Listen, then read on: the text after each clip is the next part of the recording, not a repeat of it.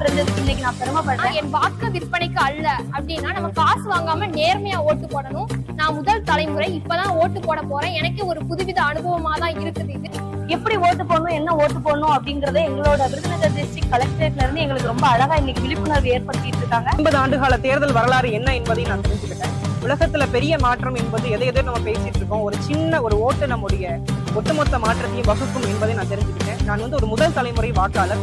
ஒரு வாக்கு எப்படி செலுத்தணும், அதுல என்ன விதிமுறைகள் இருக்கு, எப்படி ஒரு நபரை தேர்ந்தெடுக்கணும், இந்த மாதிரி எல்லா நிகழ்வுகளையும் நான் இன்னைக்கு தெரிஞ்சுக்கிட்டேன். ஃபர்ஸ்ட் டைம் ஓட்டு போடும்போது எல்லா விஷயத்தையும் தெரிஞ்சுட்டு தான் நான் ஓட்டு போடுறேன். நம்மளோட ஓட்டு முக்கியம்.